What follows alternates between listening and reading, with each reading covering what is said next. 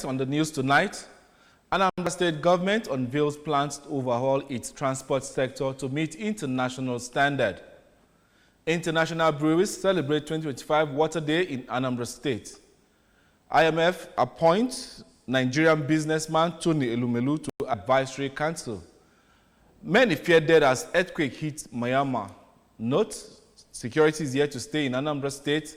In the Anambra, security is everyone's business, and for us to have a more secure and livable Anambra State, let us join forces with the government in securing our state. If you see something, say something, report unscrupulous elements to the security operatives for better security of lives and property. Remember, the emergency numbers are 511 and 0800-2200-008. My name is Ajuluchukwu Okabwe. Many thanks for joining us. Anambra State government has revealed plans to construct the railway, revitalize the seaport in the state, and digitize the transport sector to meet international standards. Correspondent Emmanuel Okonkwo reports that the State Commissioner for Transport, Mrs. Patricia Igwebike, revealed this during an opening ceremony of the ongoing 3-day Maiden Transport Policy Retreat at Dora Akunyili Women Development Center, Oka. His reports. The ongoing retreat, which has its theme, Transport Policy and Planning for Sustainable Development, was organized by the State Ministry of Transport. Commissioner Igwebike stated that the Soludo's government's plans to construct a railway in the state, revitalize the seaport, and digitalize the transport sector are to make transportation easier for the people of the state and improve the state's gross domestic product, GDP, calling on relevant stakeholders in the transport sector to partner the government in repositioning the sector for the good of all. In mass transit, we are talking rail is coming soon. We have partnered with other motors, Olic.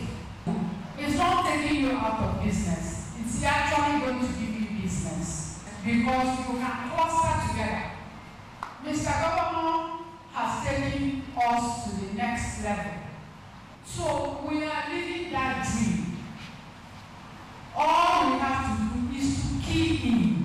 A keynote speaker at the event, Dr. Ivan Igwe, who spoke on the theme of the event while identifying the transport sector as the major driver of the economy, made a case for intentional and sustainable development in the transport sector, noting that sustainable transportation, as defined by the United Nations, is the provision of services and infrastructure for the mobility of people and goods, advancing economic and social development to benefit present and future generations in a manner that is safe, affordable, accessible, and environmentally responsible. Discussants at a one-day public dialogue on tax service, the T4S project advocated for a well-structured method of taxation where the citizens will be at home with tax payments and the state government will have enough revenue to provide democratic dividends to the people. This came to the fore during the season organized in Oka on tax governance platform in collaboration with the Civil Society Legislature Advocacy Center, CISLAC, which was an integral and the Social and Integral Development Center, CDEC. Ngozi Obiliri, our correspondent, covered the event. Together by representatives from Anambra State internally generated revenue, ministries of trade and commerce, economic planning, market leaders, ASATU president, and persons with disabilities, among others. Speaking at the event, the executive director of the Social and Integral Development Center, Mrs. Ugochi Agalaba Ehiahurike, who spoke on system change, stressed the need for a total overhaul of the taxation process and to initiate a process that will be more acceptable. Through this dialogue, we aim to foster a collaborative environment where stakeholders can share experiences, exchange ideas, explore ways to sustain gain made so far, and scale up the task for service intervention across the states. The program manager, Taxation Empowerment and Conservative of Nature, CISLAC, Mr. Ayo Omou, in his presentation advised on simplified means of tax payment and the use of traditional media to create awareness on the need for people to pay tax, while another speaker, Mr. David Ago, shared his findings on distribution of questionnaires and interviews he conducted under Anambra State Revenue for service in markets across the 3 senatorial districts of the state. Sometimes they don't even know how to address traders. You can imagine a busy, hard-headed businessman, and you're telling the businessman you must pay money. No. First, you have to tell the person the need to pay tax. What you benefit when you pay your tax. How you can demand for service for taxes that you've paid. Delivering their goodwill messages, some partners in tax and revenue generation noted that Anambra State has risen from 2 billion monthly revenue generation to 4.5 billion, all made possible since Governor Soludo came on board. The event featured an award presentation to partners of tax collection by SIDEC and CISLAC. National breweries, part of ABNB, have underscored a critical role waterways in the daily operation of the society at large to commemorate the 2025 Water Day with the theme Glacier Prevention. The event held at King Brewery Arbor Industrial Layout, Onitsha. Staff reporter Ogochukwu Oranu was there and now reports. International Brewers has 10 strong brands which include Hero, Budweiser, Trophy, Grant and Better Malt, among others. In a speech to mark the event, the Performance and Planning Manager, Augustino Coley, said the event offered another opportunity for them to take stock of achievements and reinforce commitment to water stewardship. The energy and fluid specialist of the brewer, Mr. Solomon Onoha, elaborated on water usage and glacier preservation, while the Voyager Plant Optimization Manager, Mr. Nnaemeka, and the Technical Service Manager, Damian Oguchukwu, explained processes of water treatment before it is used for beer production in order to protect the environment. We look forward to a further continuous reduction of our water usage in our water usages and footprint as we set ambitious goals for 2025.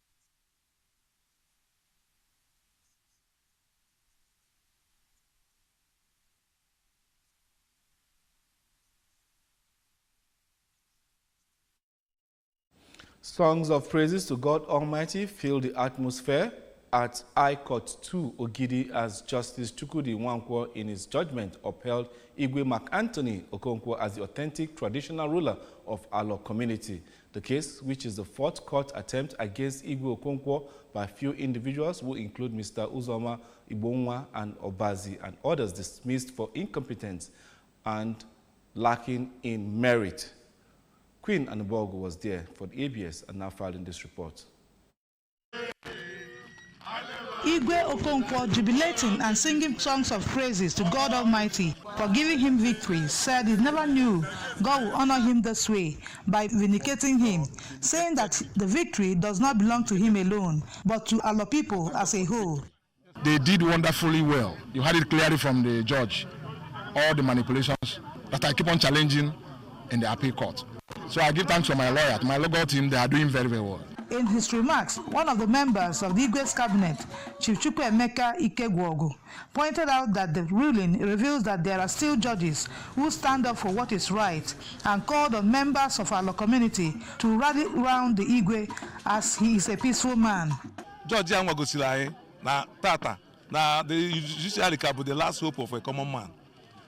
Another Alo indigene, Dr. Dominic Chigozie, briefly gave a genesis of when the court cases began, the processes they went through, and advised the traditional ruler to keep on doing good to Ndi Alo. Igwe is a peaceful man, so I urge him to continue behaving in his usual peaceful way.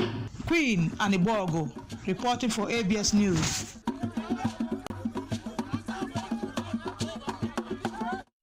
Still to come on the news tonight, IMF appoints Nigerian businessman Tony Elumelu to advisory council. And on the foreign scene, many fear death as earthquake hits Myanmar. The news paused and now for its public announcement.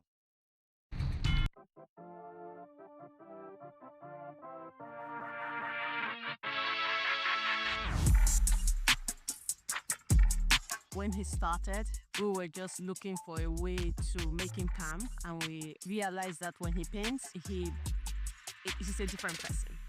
He sends a really good message, especially with other kids and even parents that have kids that have autism, that even a child can do great things and make an impact in our society. MTN is connecting you, wherever the person is, the region, wherever he is all over the world. And Kanye is connecting art lovers, children living with autism, children living with other special needs, with the rest of the world. I'm challenging all of you to go out there and make a difference.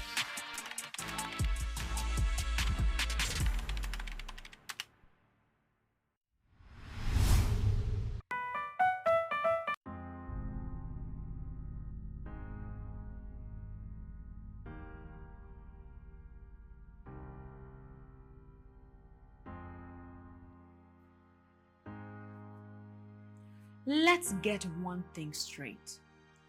Being a woman with disabilities doesn't mean you don't have the right to quality sexual and reproductive health information and services. Family planning, maternity care, STI prevention. Every woman deserves access to safe, respectful, and inclusive reproductive health care. My body, my health, my reproductive rights. No limits, no exceptions. Your health matters. Your choices matters. Get informed, get care, and take charge of your future. Glad to have you back, and now the rest of the news.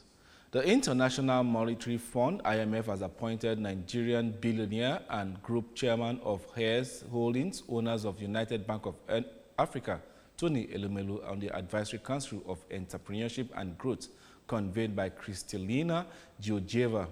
The announcement was disclosed in a statement today. According to the statement, the IMF Advisory Council comprises global business leaders, policymakers, and academics dedicated to identifying and addressing regulatory barriers to entrepreneurship.